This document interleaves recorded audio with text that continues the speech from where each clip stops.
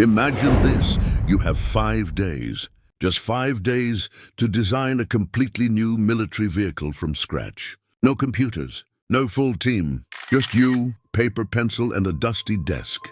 Impossible? Karl Probst didn't think so. In July 1940, this virtually unknown freelance engineer worked 18 hours straight.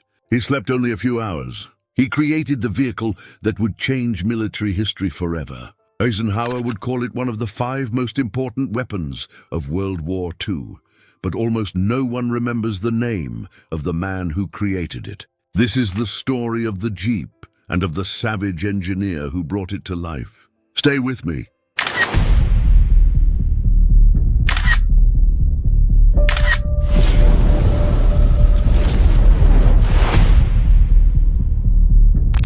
June 1940, Europe is in flames. Nazi Germany has just conquered France in just 6 weeks.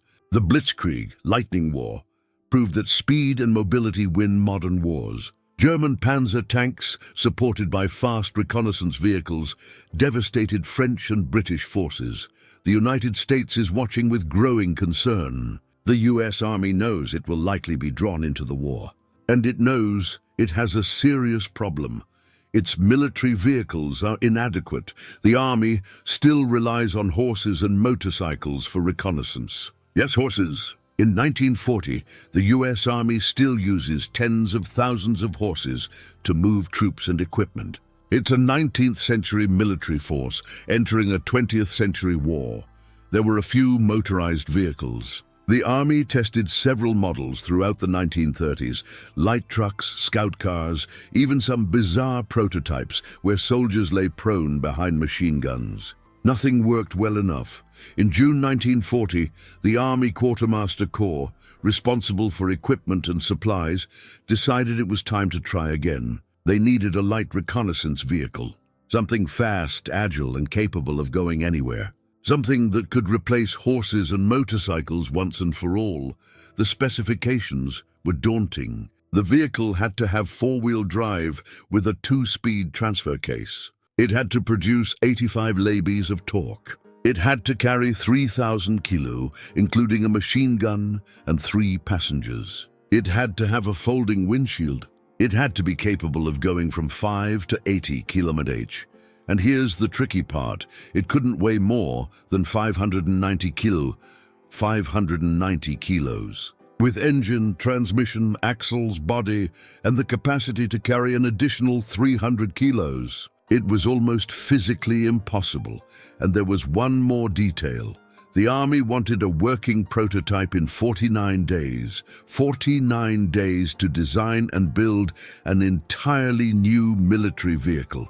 Most automakers would take months just to finalize the drawings, let alone build a working prototype.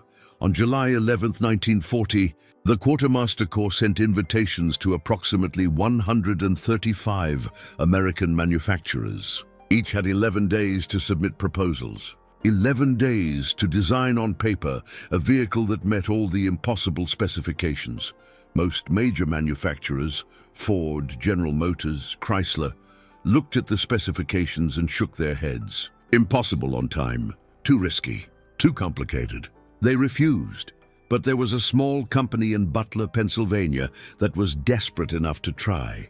The American Bantam Car Company was on the verge of bankruptcy.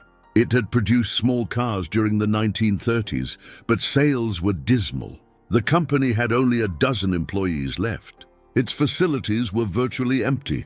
Bantam had no choice. Either win this military contract or close its doors. Company President Frank Fenn decided to go all in. But there was one problem. Bantam had no chief engineer. Its last one had left months earlier.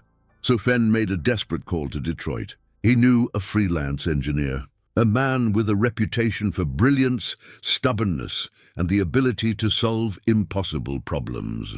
His name was Karl Probst. Karl K. Probst was born in 1883.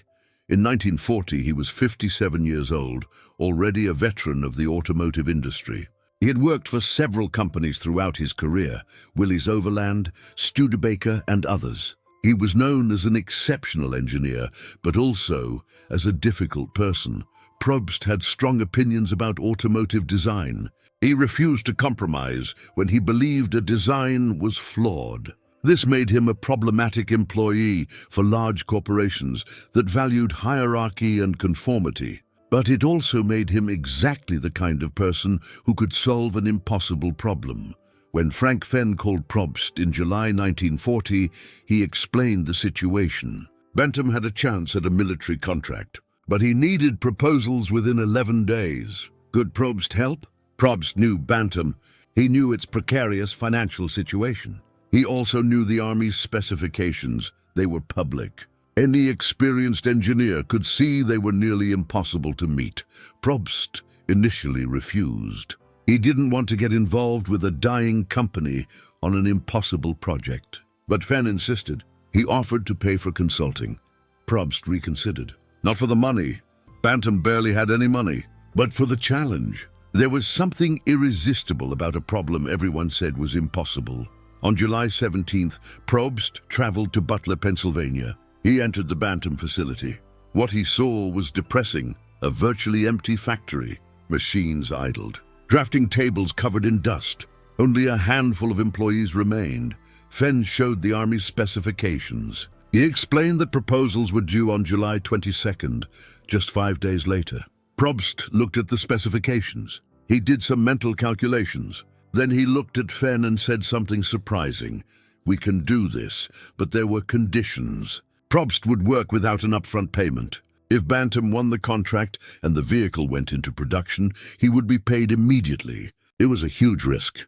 Probst was betting his time and expertise on a bankrupt company and an impossible project. Fenn nodded. He had no choice.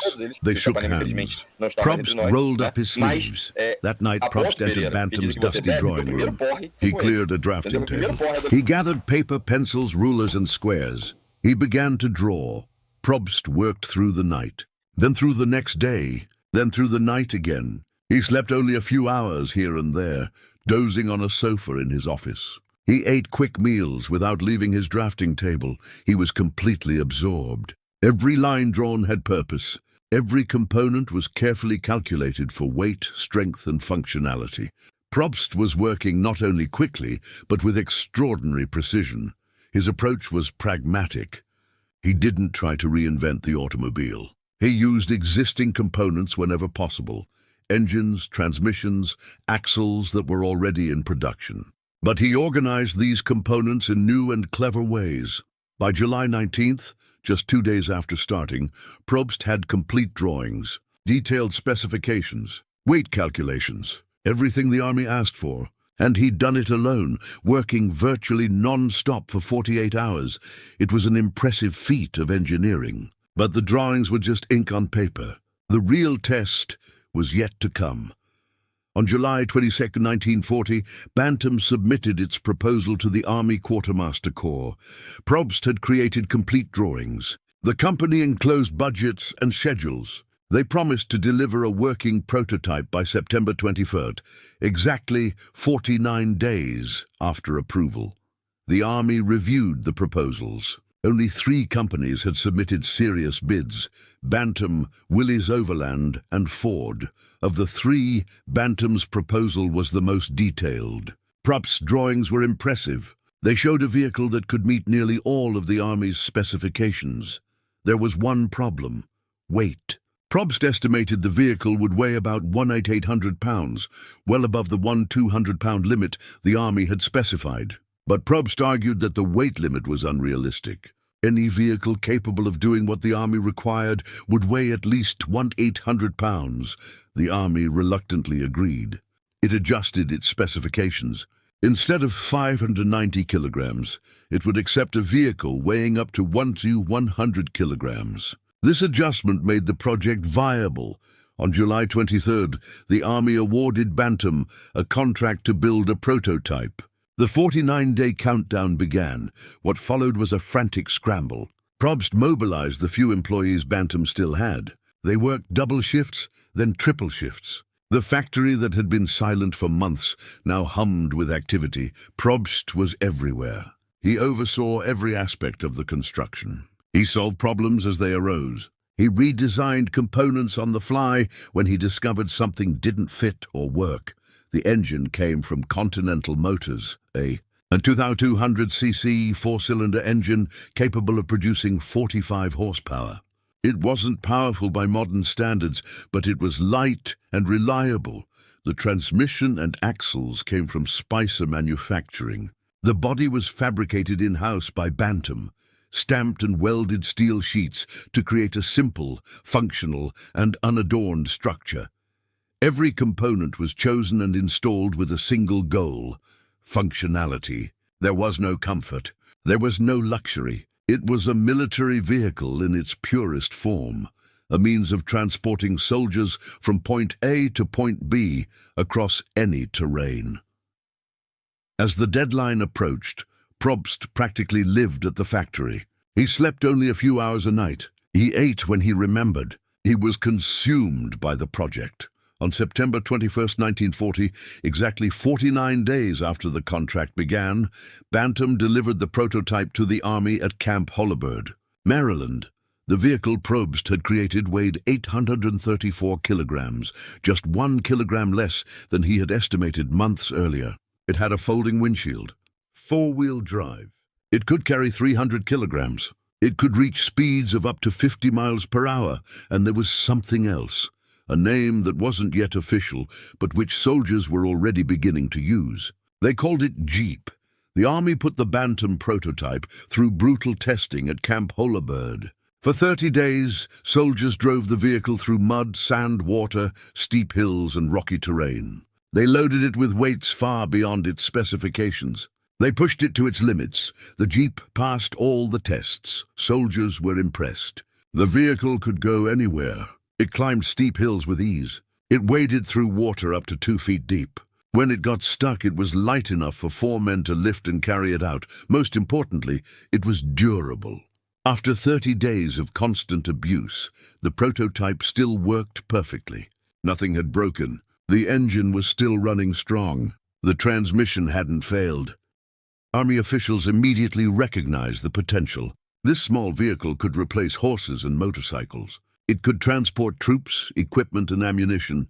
It could serve as an ambulance, carry machine guns, and tow anti-tank guns. The possibilities were endless, but there was a political problem. The Army didn't want to rely solely on Bantam. The company was small and financially unstable. If it won the full production contract, it might not have the capacity to manufacture the vehicles in the required quantities.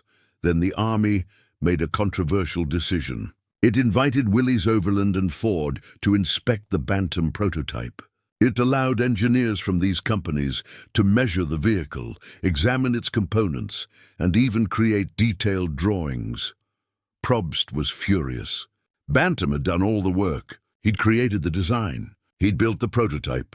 He'd proven it worked. And now the Army was handing over all those drawings and specifications to competitors. It was deeply unfair, but it was reality. The Army had different priorities than Bantam. It needed vehicles in massive quantities quickly.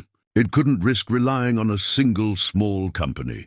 Willys-Overland and Ford were each awarded contracts to build their own prototypes based on Probst's design. Willys created the Quad.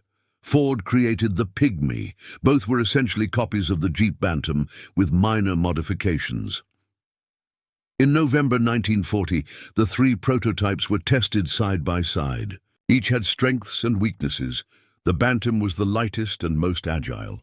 The Willys had the most powerful engine, a 4-cylinder Go Devil engine that produced 60 horsepower. The Ford had the best build quality and some design improvements, such as headlights integrated into the front grille instead of mounted on the fenders. The Army evaluated all 3. Then it made another decision that would devastate Bantam. In July 1941, it awarded the prime production contract to Willys-Overland. Willys would produce what would officially be called the Willys MB, the military Jeep that would become legendary. Ford would receive a secondary contract to produce the same vehicle under license from Willys, called the GPW. Bantam? It received a contract to build trailers. Nothing more. The company that invented the Jeep was essentially discarded. For Karl Probst, it was a bitter betrayal. He had worked without pay. He had created the original drawings in 48 hours. He had overseen the construction of the prototype. He had proven that the design worked. What now? Willys Overland would take the credit. Ford would mass-produce the vehicle. Bantam would get the crumbs. Probst never received adequate compensation for his work. Bantam, as promised, paid him when it won the initial prototype contract. But that payment was minimal, just a few $1,000s for a history-changing design. Willys Overland, during and after the war, ran massive advertising campaigns proclaiming that it invented the Jeep. The company registered trademarks. It built a global brand. It became synonymous with the vehicle. The truth was more complicated. The Jeep was a collaborative creation. Probst created the original drawings. Bantam built the first prototype. Willys contributed the more powerful engine and engineering refinements. Ford contributed design improvements and mass production capabilities, but if there was a single individual most responsible for the Jeep's existence, it was Karl Probst. Without his drawings, created in 48 hours in July 1940, there would have been no Bantam prototype. Without the Bantam prototype, Willys and Ford would have had no model to copy and improve. In 2015, 75 years after the Jeep's creation, the Pennsylvania General Assembly unanimously adopted a House resolution commemorating the anniversary of the Bantam Jeep, invented and originally manufactured in Butler, Pennsylvania. The resolution explicitly acknowledged that Bantam invented the Jeep. But this recognition came decades too late. Probst died in 1963, largely forgotten. Bantam closed its doors in 1956 after years of financial decline. Willys Overland, meanwhile, prospered. During World War II, it produced 363,000 MB Jeeps.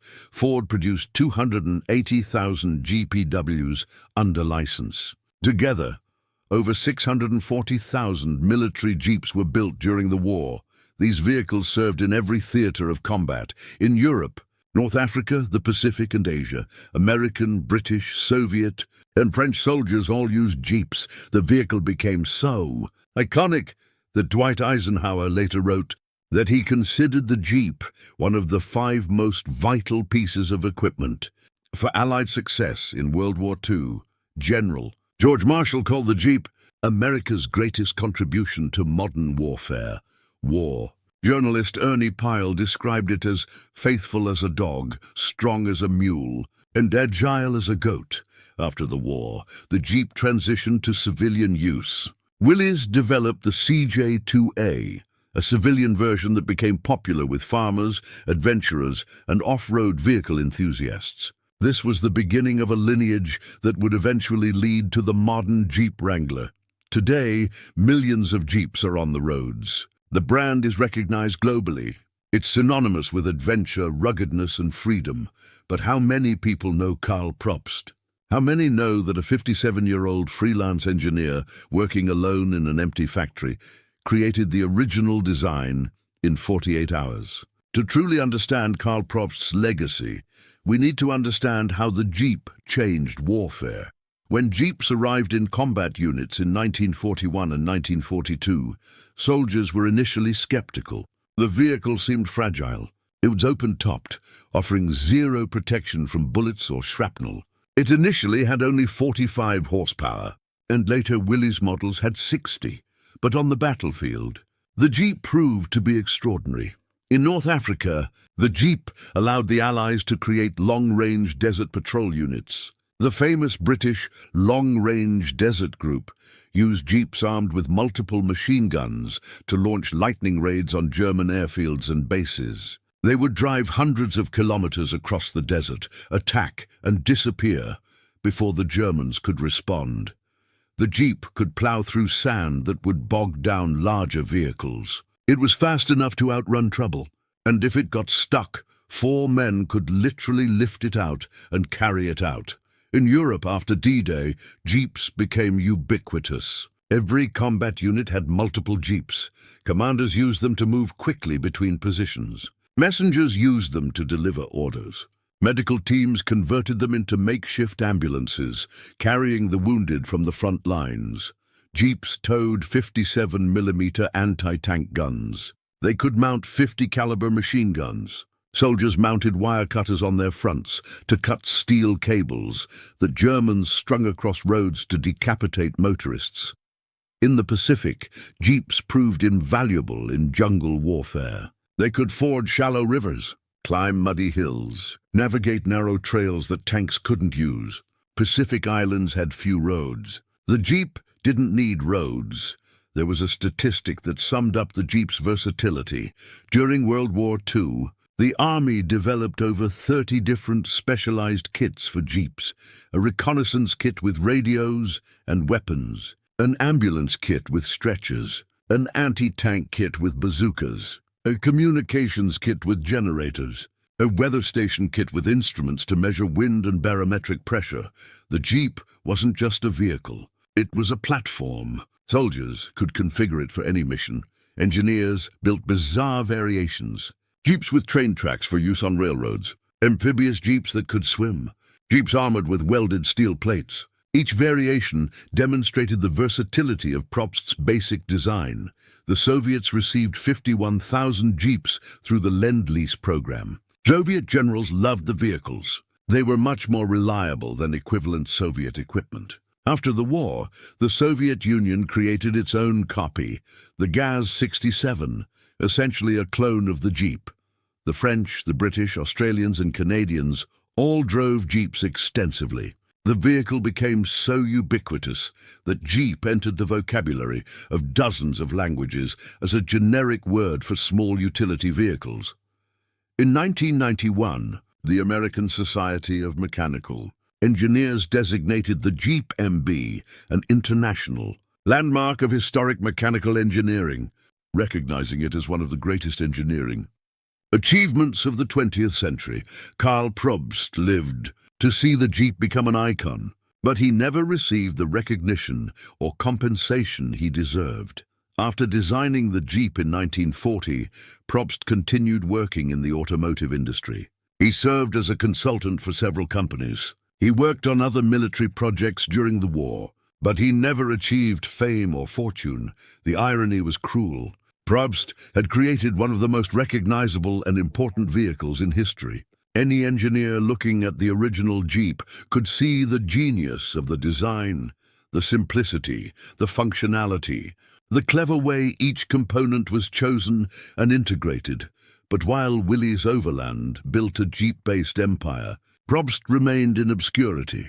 There were reasons for this. Probst had worked as a consultant, not an employee. He held no patents. He had no royalty agreements. Legally, the design belonged to Bantam, which quickly lost control when the Army handed the project over to Willys and Ford.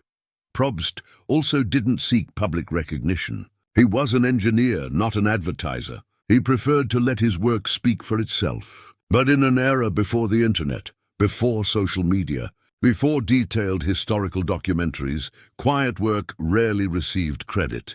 Decades later, automotive historians began investigating the Jeep's true origins. They uncovered Bantam's records. They found Probst's original drawings. They interviewed people who worked with him. Slowly, the truth emerged. Yes, the Jeep was a collaborative effort, but Karl Probst was the original architect. Without his work in July 1940, creating a complete design in 48 hours, there would be no Jeep as we know it. In 2012, the Defense Acquisition Research Journal, an academic military publication, called the Jeep's design a product of a massive team effort, including all three manufacturers, as well as Army, military, and civilian engineers. This description is accurate and fair. The Jeep was refined by many hands, but it must also be recognized that that team effort was built on the foundation Probst created. Probst died in 1963 at the age of 80. His obituary in the New York Times was brief, just a few paragraphs. It mentioned his career in the automotive industry. It vaguely mentioned his work on military vehicles during World War II. It didn't specify the Jeep. It didn't acknowledge his singular contribution. For those who knew Probst, this was no surprise. He never sought the spotlight. He was a man of paper and pencil, of calculations and drawings, of problems and solutions. Public glory didn't interest him. Work was enough, but for history, this silence was an injustice. Great achievements deserve recognition, and what Probst accomplished was truly great. The Jeep story didn't end in 1945. In fact, its greatest impact was yet to come. When World War II ended, hundreds of thousands of military Jeeps were declared surplus. Many were sold for scrap, but many were purchased by civilians, farmers, businessmen, adventurers who recognized the vehicle's potential. Willys Overland was paying attention. In 1945, it launched the CJ-2A, the first civilian Jeep. CJ stood for Civil Jeep. It was essentially a military MB with minor modifications, improved headlights, more comfortable seats, and a tailgate for easier access. The CJ-2A was marketed as the all-around farm workhorse. Willys argued that the Jeep could replace two heavy workhorses. It could plow fields, pull equipment, and haul supplies. A power takeoff mechanism allowed the Jeep's engine to power various farm tools. Farmers loved it.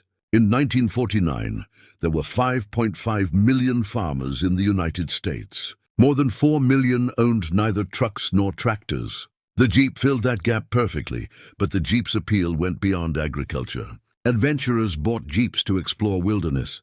Utilities used them to access power lines in difficult terrain. Postal services used them for rural deliveries. The Red Cross used them as ambulances, and there was something else. The Jeep was fun. Driving a Jeep wasn't like driving a normal car. It was an experience. No roof, wind in your face. The ability to go anywhere. It represented freedom.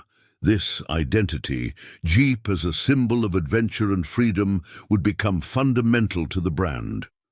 Over the following decades, Willys, later Kaiser Jeep, then American Motors, then Chrysler, then Fiat Chrysler, and now Stellantis, developed the design. The CJ-3A followed in 1949. The CJ-5 followed in 1954, which became one of the most enduring models, remaining in production for over 30 years. In 1963, Jeep Corporation introduced the Wagoneer, one of the first luxury SUVs. It combined Jeep off-road capability with passenger car comfort. This was a transformative moment. The Jeep was no longer just a utility vehicle. It was becoming a lifestyle statement. The Korean War and the Vietnam War kept the military Jeep relevant. New military versions were developed: the M38, the M38A1, the M151 MUTT. Each generation improved on Probst's original design, but the fundamental principles remained: light, agile, capable, and reliable. In 1986, the vehicle that would redefine the brand arrived: the Jeep Wrangler. The Wrangler YJ was a modern reinterpretation of the CJ7. It featured controversial square headlights, an improved suspension, and more comfort. But it retained the essence: removing doors and a hood, all-wheel drive, and serious off-road capability. The Wrangler has become a cultural icon. It's appeared in films, TV shows, and video games. It's become a symbol of individuality, a refusal to accept limitations, and an adventurous spirit. Today, the Jeep lineup includes multiple models: Wrangler, Gladiator, Cherokee, Grand Cherokee, Compass, and Renegade. Some are luxurious SUVs for paved roads. Others are serious off-road machines. But all carry the DNA of the original 1940 design. And here's the remarkable thing: you can still see Karl Probst's influence in every modern Jeep. The 7-slot grille, present since the original Willys MB. The round headlights, except on the controversial YJ. The raked windshield. The basic proportions. More than 80 years after Probst created his drawings, the fundamental design remains recognizable. This is a testament to how right he was in 1940. He didn't just create a vehicle for a specific war. He created an archetype, a vehicle form that would prove timeless. Karl Probst's story offers profound lessons about innovation, engineering, and the cost of being a pioneer. First lesson: simplicity is genius. When Probst tackled the Jeep problem, he didn't try to create something revolutionary. He didn't try to reinvent the automobile. Instead, he took existing components, engines, transmissions, axles that were already in production, and arranged them intelligently and efficiently. The Jeep had no exotic technology. It had no complex engineering. It was fundamentally simple, and this simplicity was its greatest strength. It meant it could be manufactured quickly, maintained easily, and repaired in the field by mechanics with minimal training. In an era where many engineers confuse complexity with sophistication, Probst reminds us that the best solutions are often the simplest. Lesson 2. Constraints drive creativity. The Army's specifications were seemingly impossible. 49 days to design and build a prototype. Insanely low weight limit. High payload capacity. All-wheel drive. Significant speed. Most manufacturers looked at these constraints and gave up. Probst looked at them and saw a challenge. The constraints didn't paralyze him, they focused him. They forced him to think creatively, to eliminate everything unnecessary, to optimize every aspect of the design. This is true in all engineering and design. Constraints, time, money, materials, physics, are not enemies of creativity. They are catalysts. Lesson 3. Innovation rarely receives immediate credit. Probst created the Jeep, but Willys Overland received the credit and the profits. Why? Because Willys had the resources for mass production. It had marketing capabilities. It had political influence. Probst was a freelance consultant working for a dying company. He had no power. He had no resources to protect his work or promote his contributions. This is a harsh reality. Doing pioneering work doesn't guarantee recognition or reward. Often it's those with the resources to scale and commercialize ideas who reap the benefits. This isn't fair, but it's reality, and it's something inventors and innovators need to understand and navigate. Lesson 4. Great projects outlive their creators. Probst died in 1963. But the Jeep lives on. It has evolved, adapted, and transformed. But it remains fundamentally faithful to the principles Probst established in 1940. This is true legacy. Not personal fame, not fortune, but the creation of something that transcends your own life. Something that continues to have an impact decades after you're gone.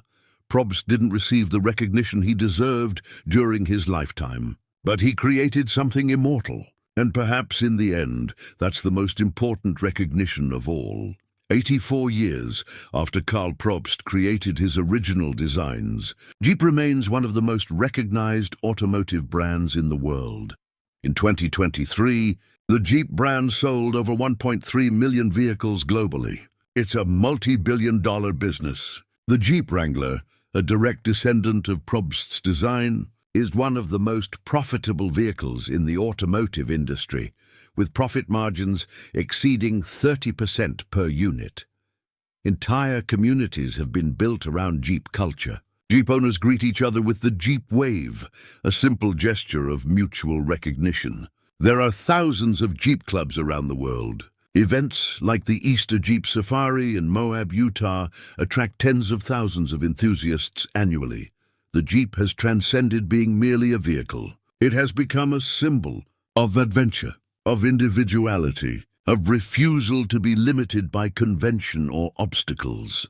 This transformation from a utilitarian military product to a cultural icon is extraordinary. And it all began with a 57-year-old engineer working alone in an empty factory in Butler, Pennsylvania in July 1940. Today, if you visit Butler, you'll find the Butler County Historical Society, which maintains a small museum dedicated to the Bantam Jeep.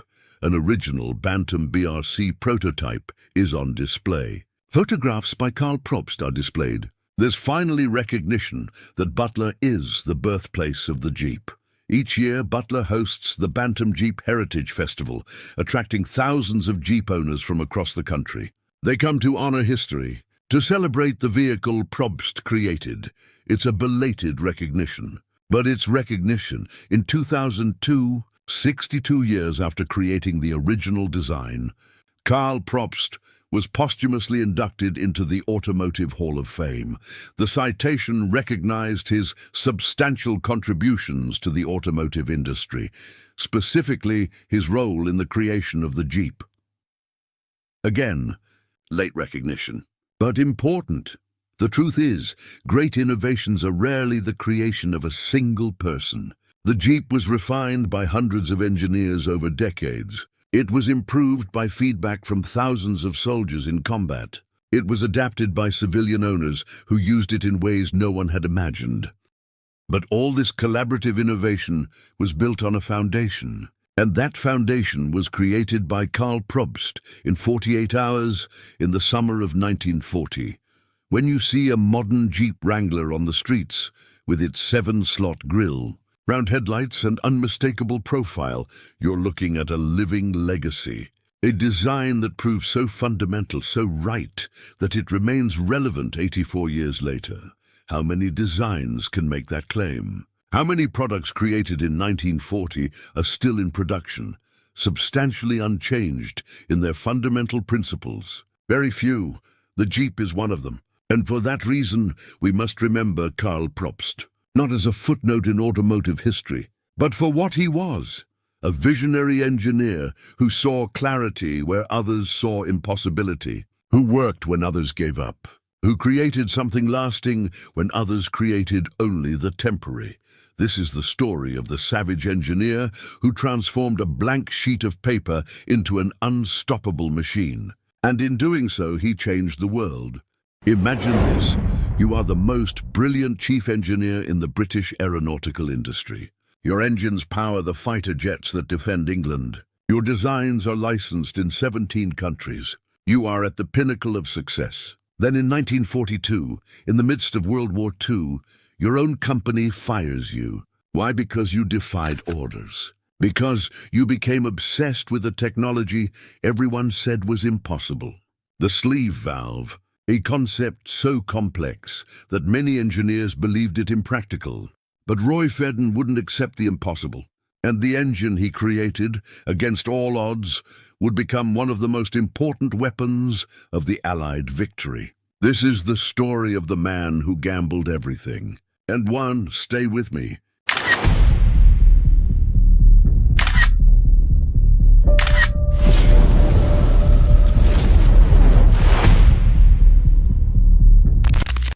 Alfred Hubert Roy Fedden was born on June 6, 1885, in Stoke Bishop, Bristol, England. His family was prosperous and influential in the region. His father was a successful merchant. His older brother, Romilly Fedden, would become a well-known artist. The Fedden family was the first in the area to own an automobile, a fact that would deeply impact young Roy.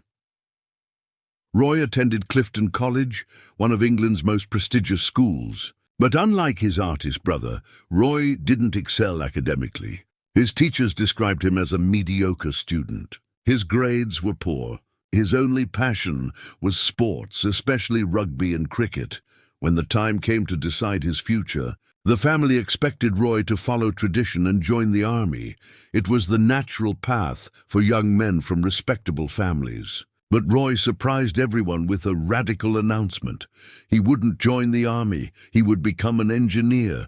For a conservative Victorian family, this was a shocking choice. Engineering was manual labor.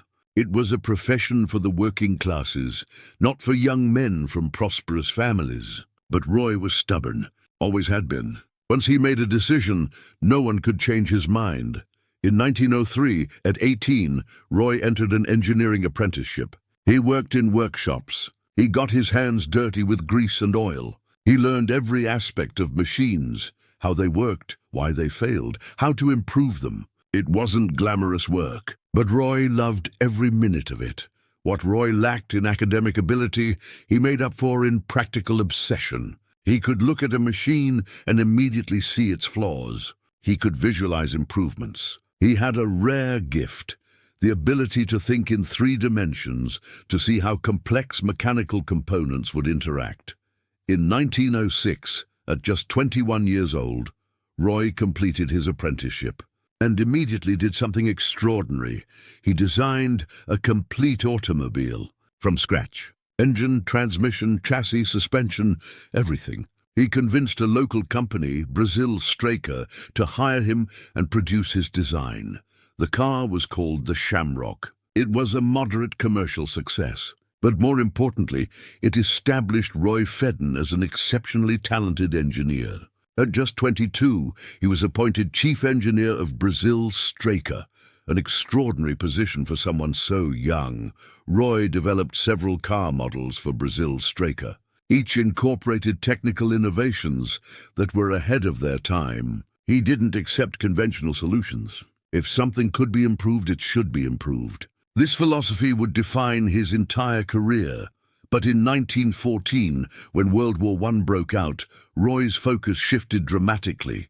The war created massive demand for aircraft engines. Brazil Straker began manufacturing them, and Roy Fedden, the determined young automotive engineer, had his first brush with aviation. It was love at first sight.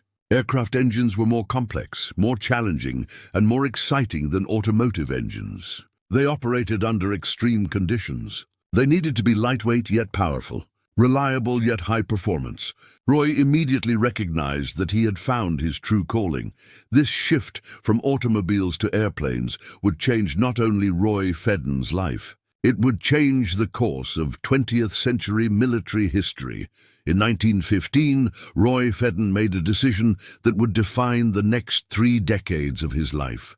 Together with his technical designer Leonard Butler, he began designing completely new aircraft engines.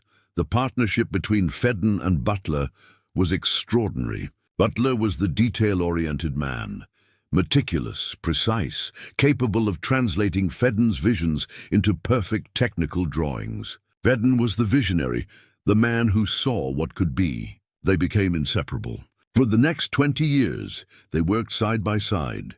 So much so that their engine parts were marked FB, Fedden Butler, in recognition of their shared contribution. During World War I, Fedden and Butler designed 2 engines.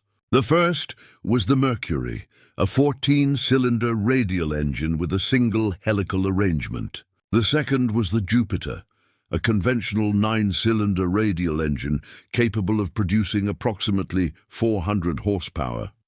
Both engines were revolutionary in their designs, but initially no one was interested. The war was ending. The British government was cancelling military contracts. Aircraft engine manufacturers were closing their doors. In September 1918, one of the Mercury engines was experimentally installed in a Bristol Scout. The performance was spectacular, easily outperforming the competing Sunbeam Arab. Finally, there was interest, but it was too late. The war ended in November 1918. With the end of the war, Cosmos Engineering, the company where Fedden and Butler worked, quickly became insolvent. There were no more repair contracts. There were no new engine orders. The company was bankrupt, but the British Air Ministry recognized Fedden and Butler's talent. It recognized the quality of their designs. So the ministry let it be known that it would be quite pleased if the Bristol Aeroplane Company acquired Cosmos Engineering. Bristol was reluctant, but under government pressure it finally agreed. In 1920, Bristol acquired the Mercury designs, 7 complete engines, the entire Cosmos facility, and, most importantly, Roy Fedden and his design team, all for just £15,000. Sir George White, Bristol's director, later remarked that it was the best bargain in the company's history. But even so, Bristol only did so after being persuaded by the government. Bristol quickly found a role for the larger design, the Jupiter. The engine went into production at Bristol's new engine plant in Filton, and it became an extraordinary commercial success. The Jupiter was reliable, powerful, and relatively easy to maintain. It was licensed to manufacturers in 17 countries, including Nome-et-Rhône in France. In 1922, the first license. Jupiter engines powered military and civilian aircraft worldwide. Roy Fedden, the young engineer who had been rejected by academia, became one of the highest-paid engineers in Europe. His salary in the 1930s was extraordinary, even surpassing that of many company directors. But money was never Fedden's motivation. His motivation was technical perfection, solving problems others considered impossible. And in the 1920s, Fedden identified a problem that would obsess him for the next decade: the limitations of conventional valves. By the late 1920s, the Jupiter engine was becoming outdated. New designs demanded more power. But there was a fundamental problem. The valves, conventional engines use poppet valves, mushroom-shaped valves that open and close to control air and fuel flow. They are actuated by a cam and spring. This system has been used since the early days of internal combustion engines. But poppet valves had severe limitations in high-performance aircraft engines. They operated at extreme temperatures. The exhaust valves in particular glowed red-hot. Over time, they burned out. They broke. They failed. Fedden sought greater power. He designed engines with 4 valves per cylinder, 2 intake, 2 exhaust. This improved airflow, but it also massively complicated the valve mechanism. And in radial engines, where the mechanism was already complex, adding more valves created a mechanical nightmare. In Fedden's own words, between 1925 and 1926, Harry Ricardo, one of England's most respected engineers, published a series of groundbreaking papers at the Royal Aircraft Establishment. Ricardo argued that poppet valves were already operating at the limits of their capabilities. Any future high-performance engine would need to use a different system: sleeve valves. Sleeve valves were conceptually simple but practically diabolical. Instead of valves that open and close, you have a cylindrical sleeve, essentially a tube, that moves between the piston and the cylinder wall. The sleeve has openings that periodically align with ports in the cylinder wall, allowing gases to enter and exit. The theory was elegant. It eliminated the entire complex mechanism of valves, springs, rods, and cams. It reduced moving parts. It should be simpler, but the practice was hellish. The sleeve needed to move with precision to within a fraction of a millimeter. It needed to seal perfectly against the cylinder walls. It needed to operate in extreme temperatures without seizing. Lubrication was critical. Too little, and it would seize; too much, and it would burn oil. Hundreds of engineers tried to make sleeve valves work. Almost all of them failed. Those who had some success produced engines that worked on test benches but failed in real use. Roy Fedden read Ricardo's articles and immediately saw the potential. Sleeve valves could enable much more powerful engines. They could solve the problem of valve overheating. They could radically simplify the cylinder head. Fedden and Butler immediately began adapting their existing designs. The Mercury was adapted to become the Bristol Aquila. The Pegasus became the Bristol Perseus. Both would use sleeve valves. It was 1927. Fedden was betting the future of his division on a technology that almost no one had managed to make work. Many of his colleagues thought he had lost his mind. Bristol's own management was nervous, but Fedden was relentless. He worked obsessively. He tested hundreds of different configurations. He experimented with different materials, different lubricants, different tolerances. Every failure taught him something. Every problem was solved methodically. Leonard Butler translated Fedden's ideas into precise technical drawings. Mechanics at the Bristol factory manufactured prototypes. Engines were assembled, tested, disassembled, modified, and tested again. It was a brutal process of trial and error. It took years. But eventually, Fedden succeeded. The Bristol Perseus entered production in 1932. It was the world's first successful sleeve valve radial engine. It produced power equivalent to larger, heavier poppet engines. And it solved the problem of valve overheating. It was a monumental technical achievement. But it was only the beginning. Fedden now had proof that sleeve valves worked, and he wasn't going to stop with the Perseus. With the success of the Perseus, Fedden quickly realized that even larger engines were possible. The Perseus was a single-row 9-cylinder engine, but larger, heavier aircraft required more power. The solution was obvious: 2 rows of cylinders. 2-row radial engines already existed with poppet valves. But they were complex and heavy due to the double valve mechanism. With sleeve valves, a 2-row engine would be much simpler. Each cylinder needed only one sleeve. There was no complicated external valve mechanism. It was perfect. Fedden quickly adapted his designs. The two-row Perseus became the Bristol Taurus. But more importantly, he created an entirely new engine based on the Pegasus, the Bristol Hercules. The Hercules would be the engine that would define World War II for Britain. It was a 14-cylinder radial engine, 2 rows of 7, with sleeve valves. It initially produced about 1,400 horsepower, extraordinary for its time. Work on the Hercules began in the late 1930s. When World War II began in September 1939, the engine was still undergoing testing. Fedden worked frantically to resolve the final problems. Every small improvement made a difference. The Hercules finally entered full production in 1940. It powered an extraordinary variety of British aircraft. The Short Stirling, one of the RAF's first 4-engine heavy bombers. The Handley Page Halifax, another crucial heavy bomber. The Bristol Beaufighter, a devastating night fighter that dominated the night skies over Europe. Each Hercules produced reliable power when other engines failed. Pilots relied on them. Mechanics could keep them running even in primitive field conditions. The engine was robust, durable, and remarkably reliable considering its complexity. But Fedden didn't stop there. While the Hercules was entering production, he was already working on something even bigger, the Bristol Centaurus. The Centaurus would be an 18-cylinder engine, 2 rows of 9. It would produce over 2,000 horsepower. It would be the most powerful radial engine ever built in Britain up to that time. Work on the Centaurus began in 1938, but when war broke out, it was suspended. All resources needed to be devoted to producing existing engines, especially the Hercules. There was no time or resources to develop speculative new designs. Fedden was frustrated. He could see the Centaurus's potential. He knew it would be necessary. But he had to accept the war priorities. For now, the Hercules was sufficient.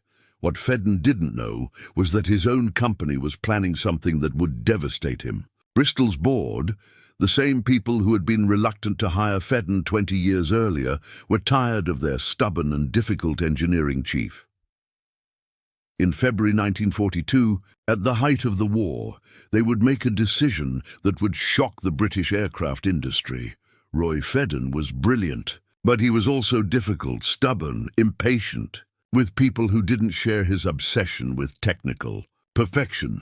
The board of directors of the Bristol Aeroplane Company, controlled by the White family, always had a tense relationship with Fedden. They weren't technicians. They were business people, financiers, managers. They didn't fully understand Fedden's work, but they also felt Fedden was overstepping his bounds. Fedden didn't just focus on engine design. He was involved in manufacturing. He trained apprentices. He also worked in sales and marketing. He traveled the world promoting Bristol engines. He had strong opinions about company strategy, and he wasn't afraid to express those opinions, even when they conflicted with management. For Fedden, it was simple. Everything related to engines was his domain. If something affected quality or performance, he had the right to get involved. But to management, Fedden was challenging their authority. Tensions escalated throughout the 1930s. The British government repeatedly attempted to mediate. In 1931, the government suggested that Fedden be placed on Bristol's board of directors. The White family refused. They would not break their personal relationships by allowing an outsider onto the board. Then in February 1942, in the midst of World War II, with Hercules engines powering hundreds of RAF planes, with the Battle of Britain recently won, Bristol's board of directors made a surprising decision. They fired Roy Fedden. They gave him 6 months' notice, but they immediately stripped him of his authority. Fedden was effectively removed from the work he had built for 22 years. The news shocked the aviation industry. Roy Fedden was an internationally renowned figure. His engines were helping win the war. How could Bristol fire him now? The matter reached Parliament. Lord Brabazon of Tara, a respected member of the House of Lords and former Minister of Aircraft Production, raised the issue. In a debate on November 17, 1942, Brabazon expressed his displeasure at the dismissal. "It is a tragedy," said Brabazon, "that a great engineer, Sir Roy Fedden, has been dismissed from the Bristol Aeroplane Company. His association has been so long and successful." Brabazon argued that quantity wasn't everything in engine production. Quality was even more important. And Fedden represented quality, inspiration, and innovation. But the decision was made. The White family would not back down. Fedden had to leave. For Fedden it was devastating, not because of the loss of his salary, he was financially comfortable, but because of the loss of his job, because of the loss of his team, because of the loss of his projects, especially the Centaurus, which he had started but couldn't finish. Fedden departed Bristol in August 1942, but the story didn't end there. The British government recognized Fedden's worth, and it had other plans for him. When Roy Fedden left the Bristol Aeroplane Company in August 1942, the Minister of Aircraft Production, Stafford Cripps, immediately recruited him as a special advisor.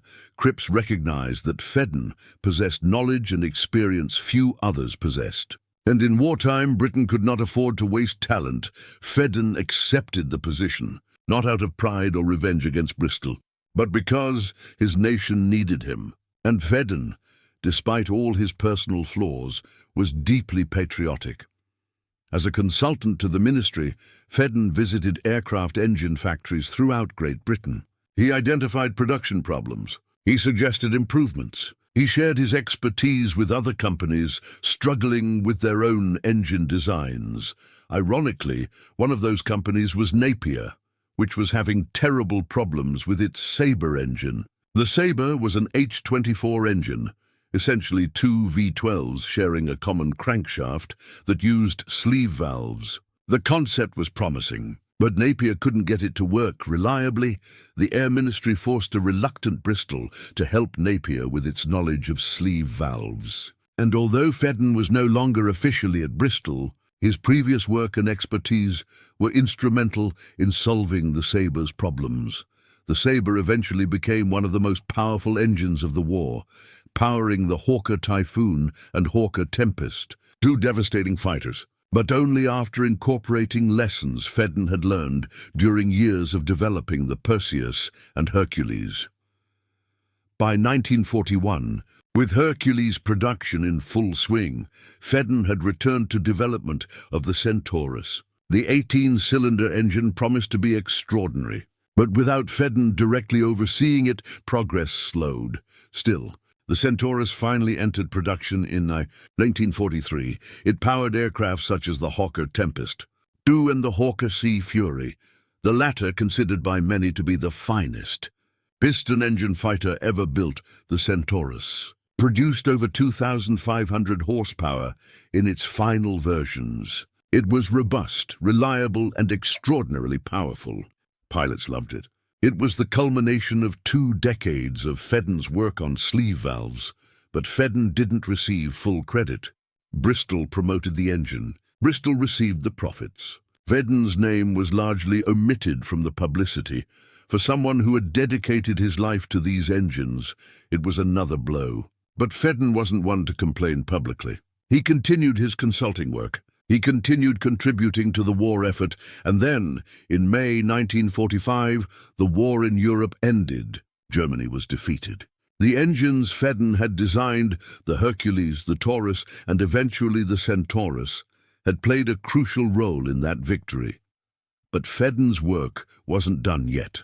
There was one last mission, and it would be one of the most important of his career. In June 1945, just weeks after the end of the war in Europe, Roy Fedden led an extraordinary scientific mission to defeated Germany. The Fedden mission, as it became known, was organized by Stafford Cripps, then Minister of Aircraft Production. Its objective was to collect technical intelligence on German aircraft and aircraft engines.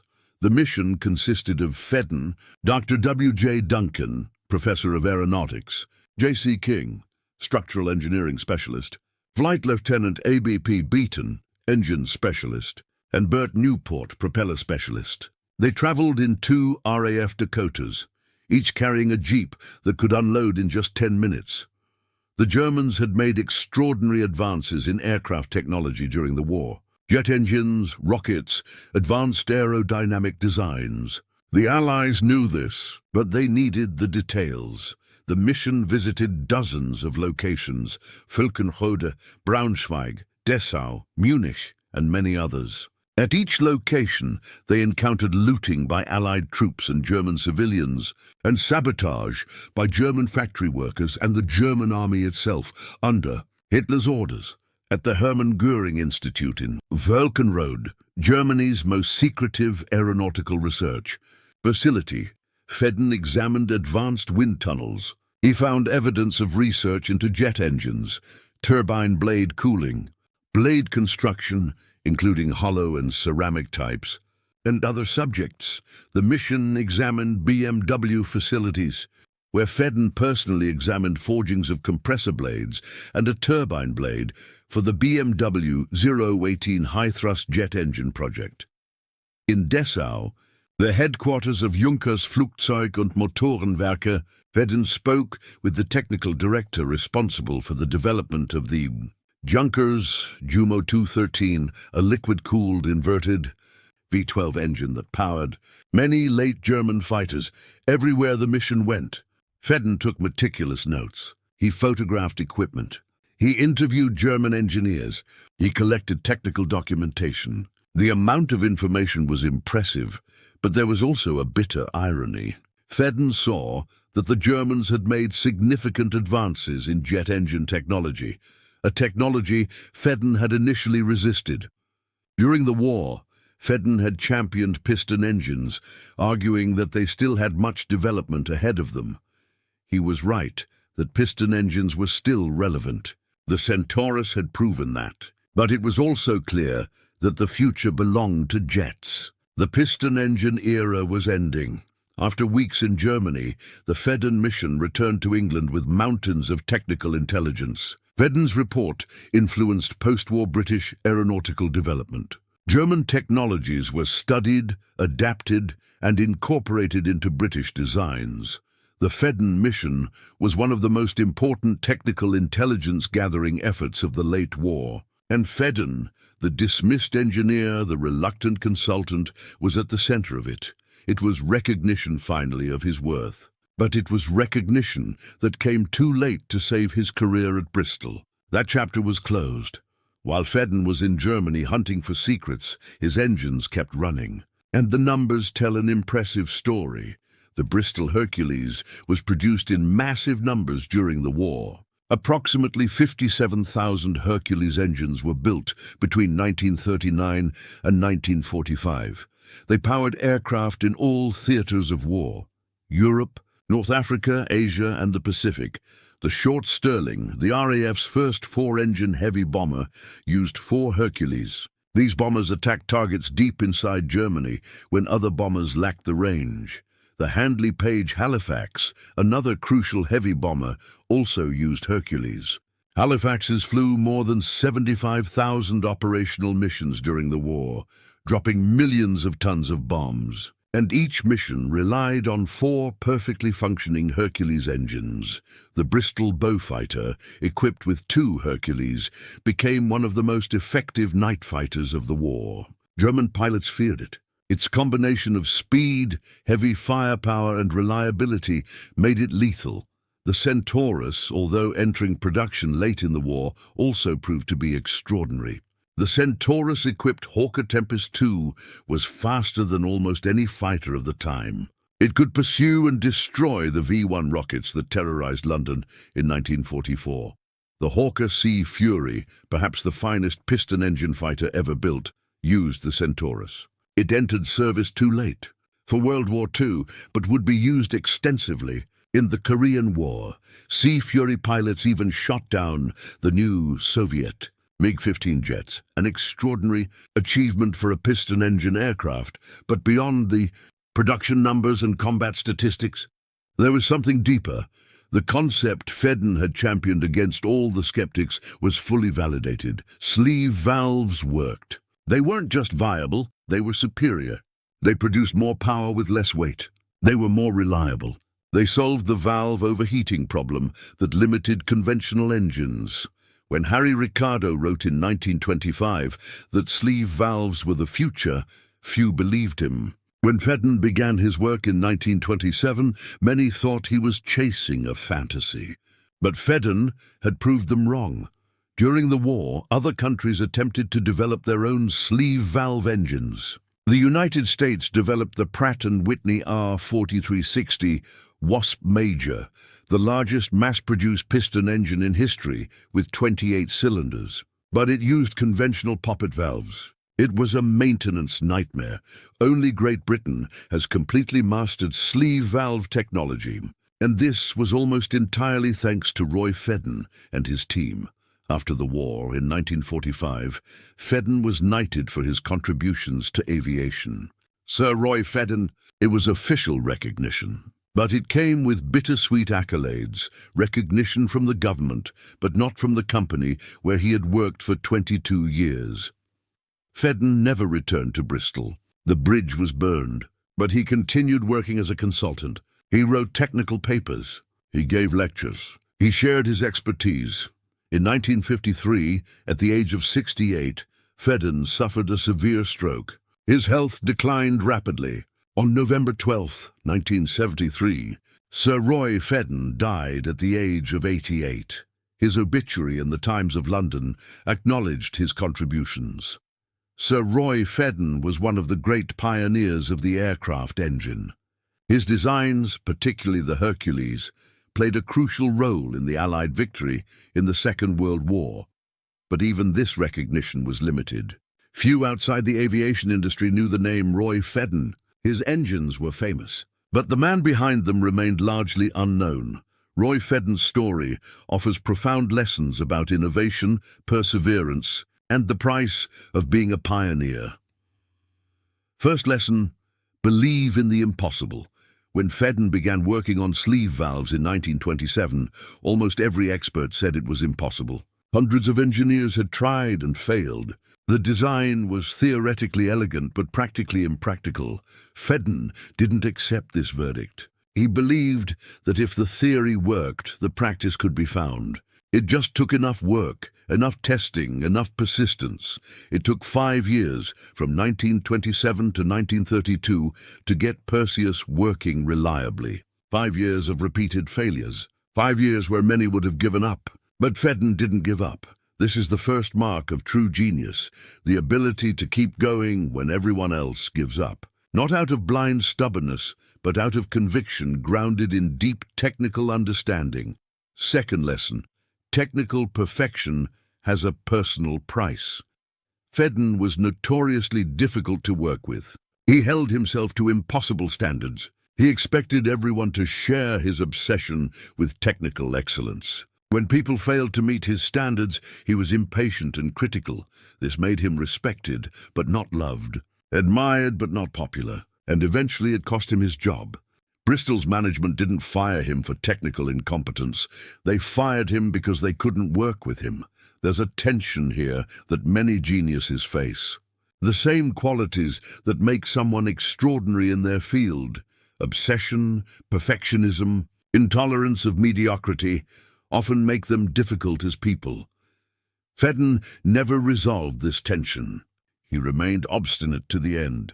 But he also remained brilliant to the end. Lesson 3. Radical innovation takes time. Our modern culture celebrates rapid disruption, but Fedden's work shows that true technical innovation often requires years, even decades, of patient development. The sleeve valve concept had existed since the early 20th century, but it took until 1932 for Fedden to make it work reliably. And it took until the late 1930s for it to be scaled up to twin-row engines, like the Hercules. That's 15 years of development. 15 years of incremental improvements, problem-solving, refinement.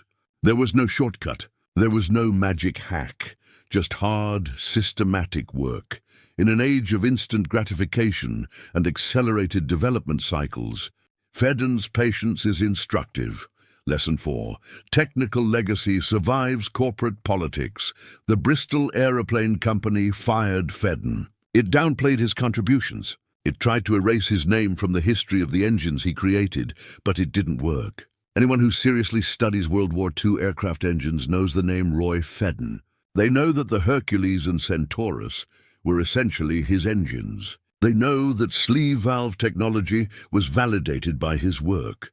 A true technical legacy cannot be erased by corporate policies. The truth eventually emerges. Fedden didn't receive full recognition during his lifetime, but he did receive it in history. 80 years after Roy Fedden proved that sleeve valves worked, his legacy remains visible, albeit in unexpected ways. Sleeve valve radial engines like the Hercules and Centaurus are no longer in production. The era of the piston engine for military aviation ended with the advent of jets. Today, military aircraft use jet engines or turboprops and use sleeve valve radial engines, but that doesn't mean Fedden's work has been forgotten or irrelevant. First, historic aircraft still fly with Fedden engines. The Bristol Beaufighter, the Hawker Sea Fury, the Short Stirling. Surviving examples are held by museums and collectors. When these planes fly at air shows, the distinctive sound of a sleeve valve radial engine enchants crowds. There's something visceral about that sound, a deep, resonant roar, unlike any modern engine. It's the sound of a bygone era, and it's also the sound of Fedden's genius made audible. Second, the principles Fedden developed remain relevant. Although sleeve valves are no longer used in modern aviation, the fundamental problem Fedden solved, how to move large volumes of air through high-performance combustion engines, remains central to engine design. Modern engines use different solutions: fuel injection, turbos and superchargers, electronic control. But they all face the same fundamental physical laws that Fedden faced. And some of his solutions, such as optimized airflow geometry, still influence modern design. Third, Fedden's story continues to inspire engineers. His persistence in the face of universal doubt, his refusal to accept impossible as an answer, his obsession with technical excellence. These are qualities any engineer can admire and aspire to. The Massachusetts Institute of Technology, MIT, includes the development of the Bristol Hercules in its engineering history classes. It's used as an example of how solving fundamental technical problems requires not just intelligence but systematic persistence over years. Rolls-Royce, the successor to the Bristol Aeroplane Company after several mergers, maintains historical archives of Fedden engines. Engineers occasionally consult these archives when working on new designs, seeking insights from past solutions. In Bristol, the city where Fedden lived and worked for decades, there is a discreet memorial. A plaque in Filton, where the Bristol engine factory was located, recognizes Roy Fedden and his team for their contributions to British aviation. It's a modest recognition for a man whose work helped win a war. But perhaps it's fitting. Fedden didn't seek the spotlight. He sought technical perfection. And in this, he succeeded extraordinarily. Today, when engineers face seemingly insoluble problems, when everyone says something is impossible, when conventional wisdom says to give up, they can look to Roy Fedden. Fedden faced the impossible. He worked when others gave up. He persisted when others said he was crazy. And he proved that the impossible was simply difficult. The Bristol Hercules flew over 500,000 combat missions. It saved countless lives. It helped defeat Nazism. And it all started with a stubborn engineer who refused to accept that sleeve valves were impossible. That's the true mark of genius. Not just solving problems, but solving the problems that no one else believes can be solved. Roy Fedden was difficult. He was stubborn. He was fired by the company he built. But he was also brilliant. He was persistent. And he was right. And in the end, being right is what matters.